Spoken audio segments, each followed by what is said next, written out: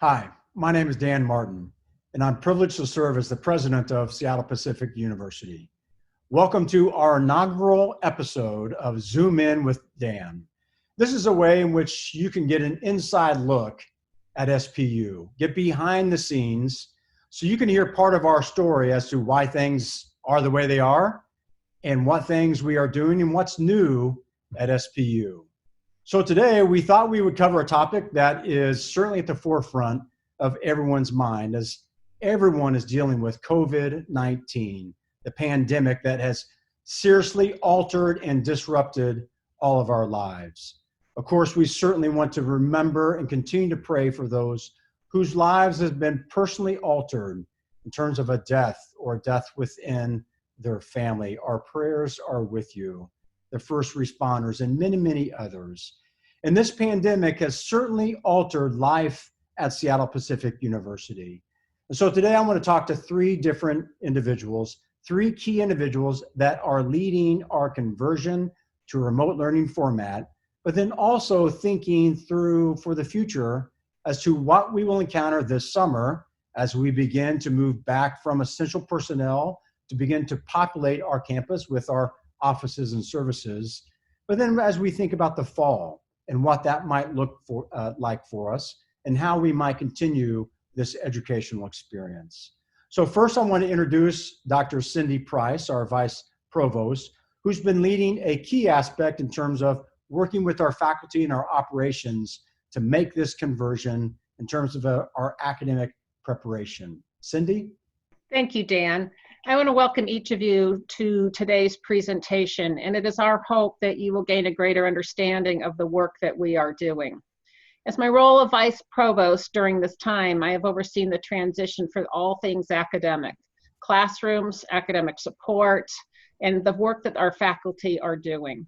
We're so proud of the work that everybody has done, and I can't say enough how hard everybody has worked.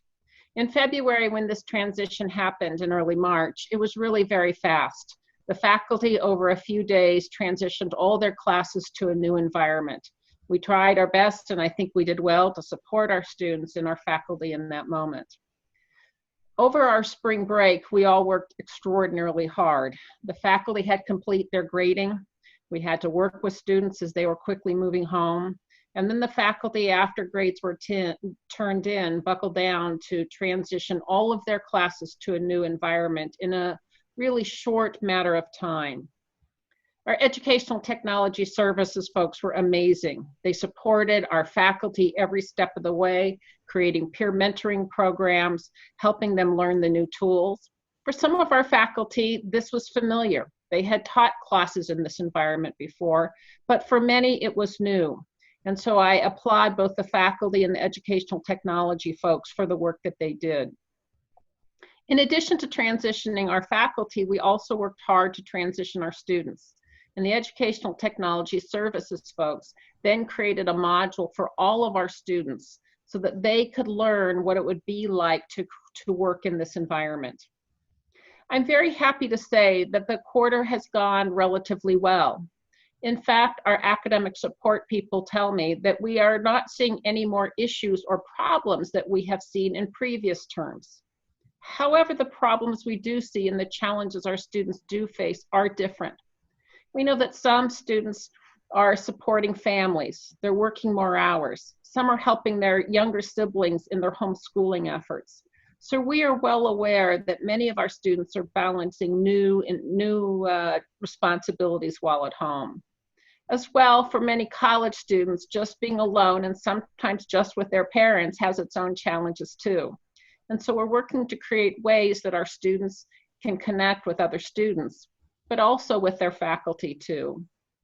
As we move towards the end of the term, we really encourage students to reach out to their classmates and their faculty for support.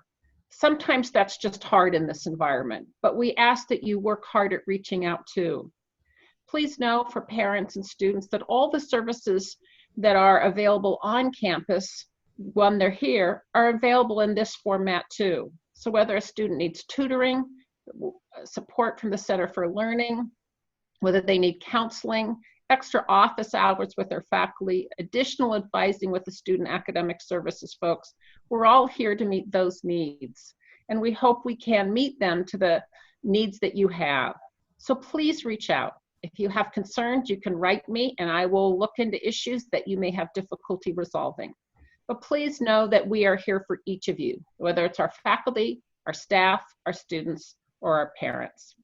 So thank you for joining us today. And I hope that the term ends well and that you are well. We know this is unusual and it's unprecedented, but please know that we are doing our best work to meet your needs. I'd like to introduce you now to my colleague, Sandy Mayo.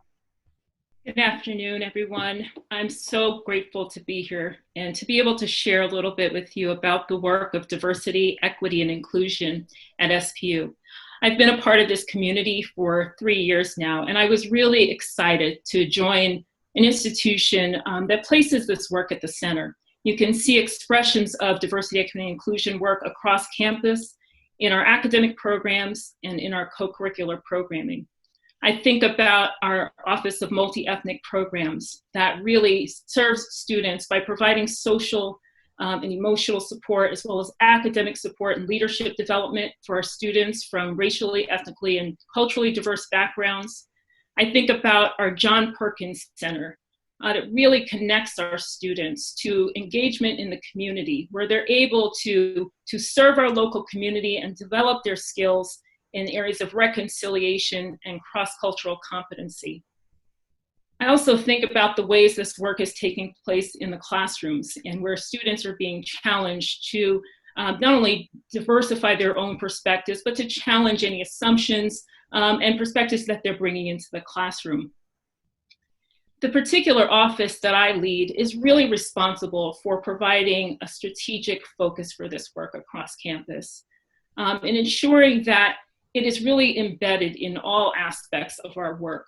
At SPU, diversity is really embedded in our Christian mission, and it's really centered in the gospel of Jesus Christ. And so our commitment is to ensure that we are removing barriers to belonging and working to address the needs of students as they are seeking ways of connecting to our campus, finding it as a welcoming space. And so I have a chance and the privilege to work with our faculty and staff to make sure that we are addressing those areas and cultivating a space where all students can thrive in a welcoming environment. I would say that some of my best days on campus are when I have an opportunity to meet with faculty who are really grappling with ways of engaging students in difficult conversations in the classrooms where they have divergent perspectives, or where faculty are trying to figure out how to bring diverse perspectives into the curriculum. But my most memorable moments are perhaps when I have a chance to sit down with students and just hear their stories. And during this time, I do hear from their perspective how they're experiencing the COVID-19 health crisis. Personally, some students are being impacted when their families are maybe facing economic crisis. I'm seeing the ways in which students are seeing in the broader community how this health crisis is revealing existing disparities economically and across health issues. Our students are passionate about these issues and they're wanting to find ways to connect what they're learning in the classroom to the world. And so those are really special opportunities for me to be able to connect with students in that way and to help them to draw those connections. I would say that in many ways, my work has not changed dramatically during this time. This work is always about people. It's always about seeing the image of God in each person and really ensuring that we are preserving the dignity and worth of each individual. And so that stays at center stage for us as we are thinking about our plans moving forward through the COVID-19 crisis. I think about, as Dr. Price mentioned, the ways in which students may be impacted differently. We know that there are students who have inconsistent or limited access to technology, housing, food resources. There are those who are immunocompromised and maybe are fearful during this time. There are students whose families have been impacted economically, and so they may be losing hope. And I think that our mission really gives us an opportunity to speak into the challenges that they're facing. And then we know that there are students who have different learning needs, different learning strengths and capabilities that might make the online learning environment more challenging. So those are definitely considerations that are in front of us. And so I am currently working with a task force that is considering different scenarios for us to return in the fall and to continue to provide high quality education to our students. And those are the considerations that will be in front of us as we're thinking about the safest way to really continue to engage in our academic programming and co-curricular programming. And so I just want to really encourage everyone through this time, as you have questions, if there are considerations around diversity, equity, and inclusion, know that I'm here and available to speak with you. And I want to think about how our institution might need to think differently during this time to address those needs. At this time, I want to now invite our Vice President for Student Life, Jeff Jordan. Thank you, Sandy, and it's good to be with you all today. It's been sad to not have you around campus as we normally would, and so especially for someone that works in student life, we love having our students around. So my office is in the Student Union building, and it's been a little lonely here, and so we love to have our students get back to us as soon as possible. This is my 16th year as a Senior Student Affairs Officer at Seattle Pacific University. As you've heard from my other colleagues, it's a privilege to work with our students at Seattle Pacific.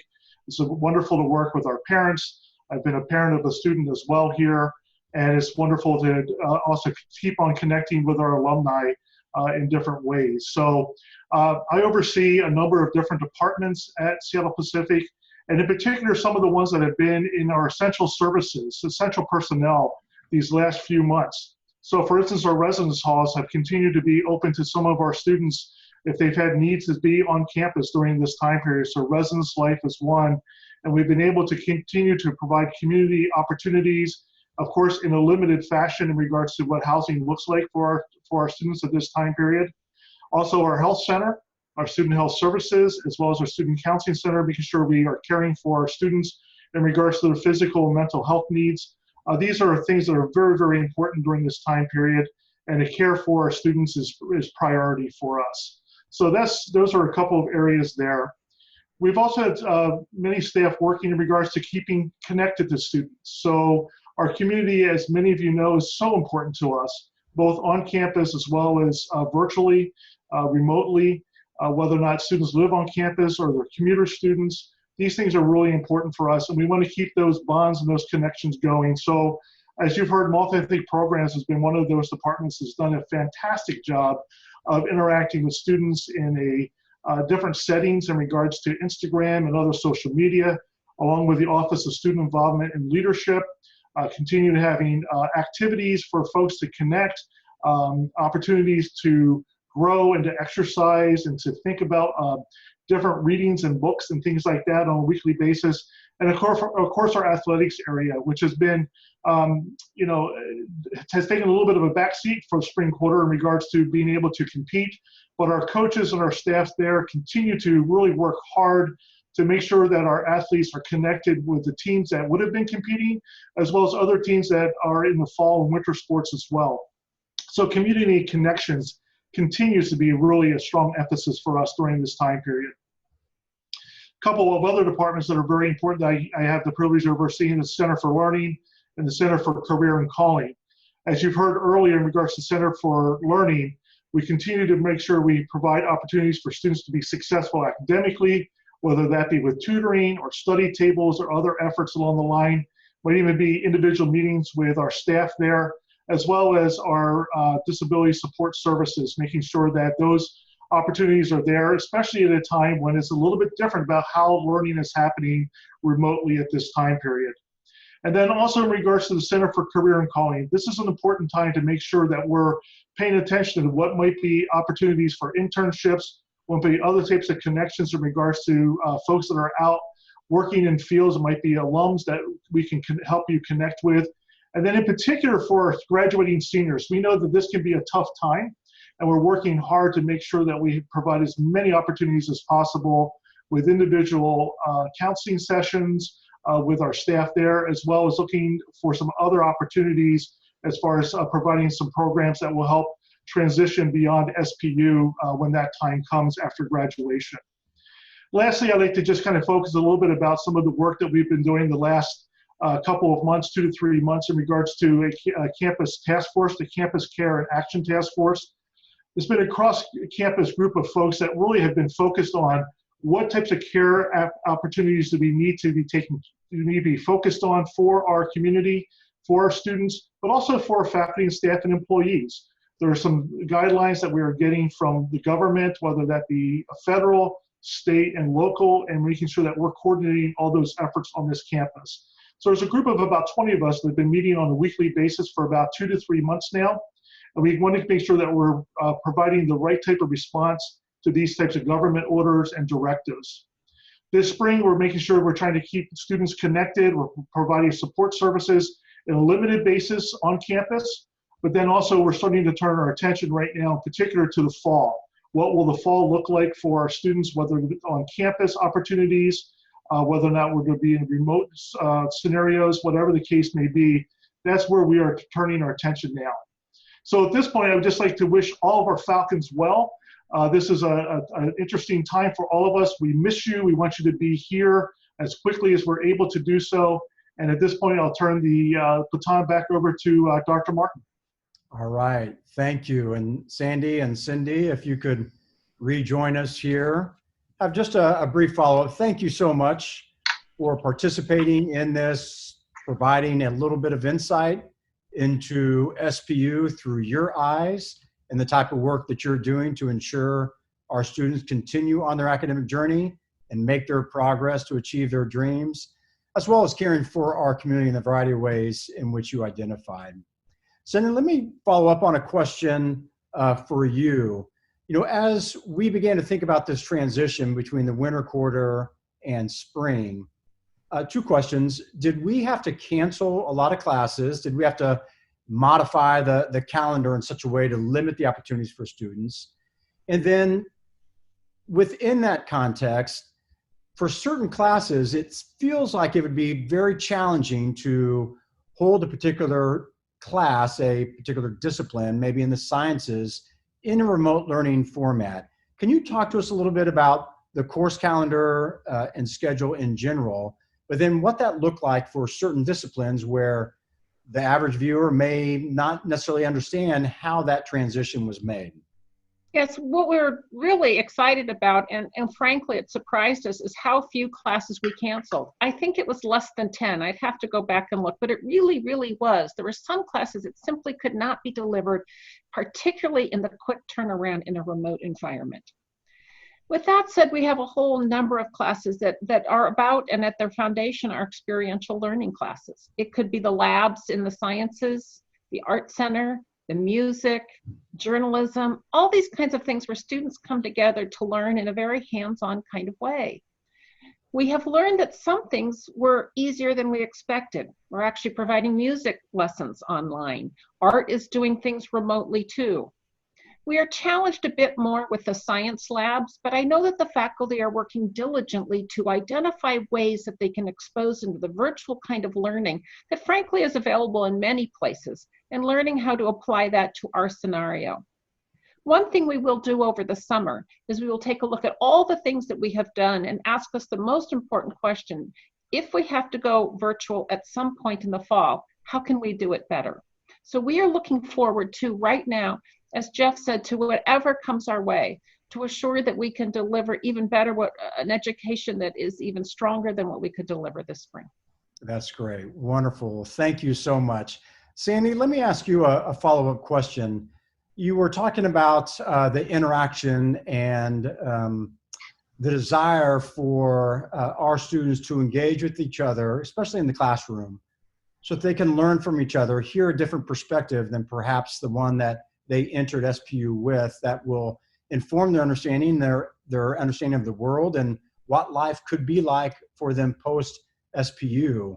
As you think about this, this time where we've had social distancing, and you think about coming back together as a campus, I think there's a there's a reality that with social distancing, it may actually create barriers that we don't want to exist, that we want to break down, that we've worked hard to break down and bring people together to have that conversation. As you said, think about what happens in the classroom, the learning that they have as they look at the world and ask themselves the question, is this the way that God intended it to be?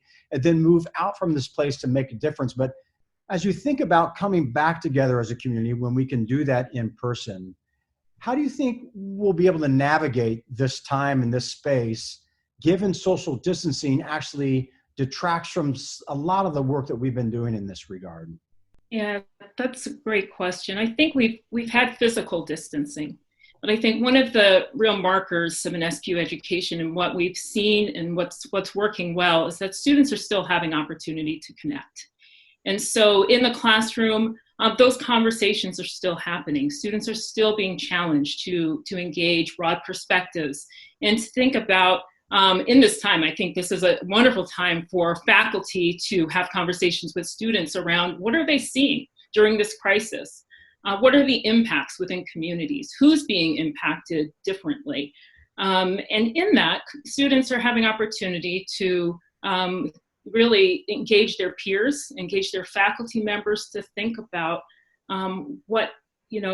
how differences are playing out along social identities, along different communities. So I think that our students are still really practiced well in that capacity. And so when we come back to campus, I think it's going to be really important for us to continue that momentum, ensuring that our classrooms where students are engaging their various disciplines, that we're giving them the tools to ask really good questions about what they're seeing in the world and what they're seeing in their local community. Currently, students are having a chance to meet together in cultural groups to engage some of the particularly challenging things that they're seeing during this time.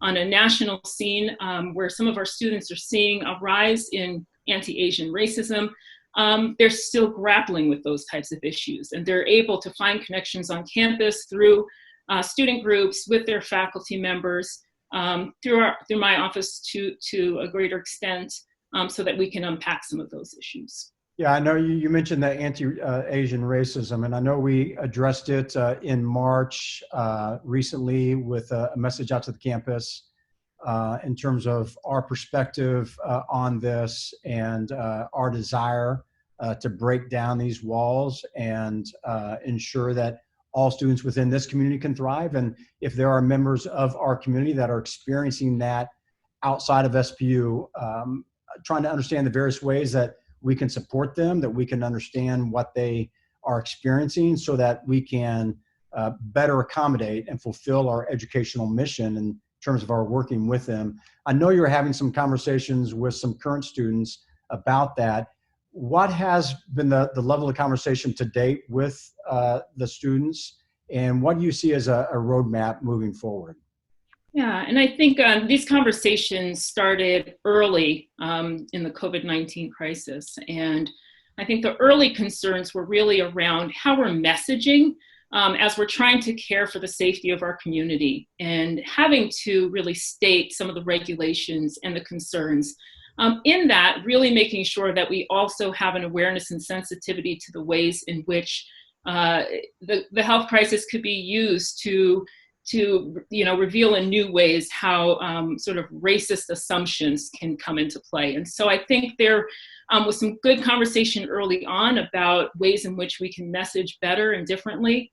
I think that we're going to have to continue to really engage that piece. As I'm talking to students now, really their concerns are around, even if there are not direct impacts on campus, our students may be experiencing the impacts through family members who are experiencing racism, through community members, and there is this sort of,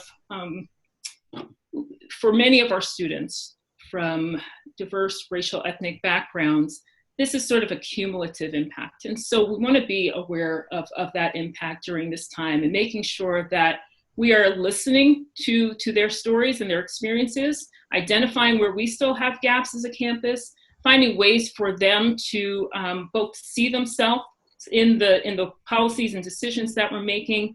And I think moving forward, we're going to be able to provide some really good forums and spaces for students to be able to bring these concerns and issues forward for us as a community to engage them further.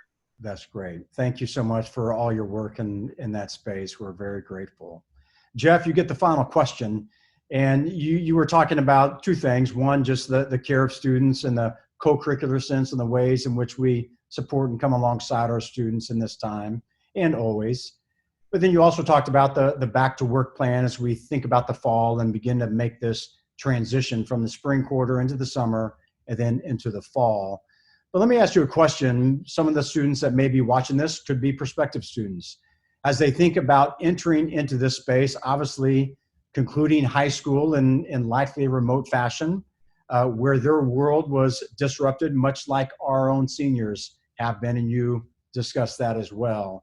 But as you think about those incoming students, whether they are first-time students or transfer students in some way, as they enter into this community, which has been disrupted by itself, what words of advice would you have for them as they enter this space, knowing that we will be coming back together? It will look and feel different, but what would you express and convey to them that no matter what space they find themselves in, if we're hybrid, if we're in person, if we have no restrictions, if we have limited restrictions based on governmental guidelines or health restrictions in some way to care for the safety and health of our community, what would you communicate to incoming students about what they will find no matter what it looks like? I think that's great. I think it's probably a hallmark of Seattle Pacific University, which is you will find connections and you will find community. Just take a step forward and folks will be there to help find a path for you to take that will be with others. And that's one of the beauties, I think, of the SPU community for both students as well as staff, and in particular with faculty. There are folks here that will come alongside of you, that will spend time with you, that will try to understand as best possible your journey, your history, what is of interest to you, and find ways that you can keep on moving forward in some great ways with others. And so I think my piece of advice, which would be similar, regardless of what type of mode we're in, is take a step forward, ask a question, don't be bashful, and you'll find folks here that will respond very well to you, including me. And so, happy to do so. And I know including everyone else is on this group as well are folks that have done this in multiple ways. So there are places for that to happen. Well, our contact information will be on the screen as we close out this session. But earlier I was thinking that very thing, because this is a community, in this environment, when we are in a remote learning environment, some students may not know quite how to access the resources that are available to them. So what we want to make sure is that just ask a question, whether it's the right office or not. I think Jeff is right. This is a place that cares about you, that is concerned about you, that is built and designed for your success. And so no matter who your contact person is, our information will be displayed. If you have a question, you can certainly ask us. But if you just ask any faculty or staff member, if they don't know the answer, I'm convinced that they'll get you into the right path, the right process that will ensure that you can continue to thrive and that you can continue to find a place of belonging here that will enable you to pursue your academic studies and the dreams and aspirations that you have for your life. So we're committed to that. This is a place that is committed to your future. And we're grateful that you are here, that you're engaging with us in this. We look forward to the future. In fact, next session, I'll be talking with some current students about their experience with SPU in this remote learning environment. I think you'll want to listen for it and watch for it. So be looking for the news of the next release. But for now, we'll close it out. Thank you to our panelists for participating. We look forward to the next time that we can see you. Until then, be safe, be well, and God bless you.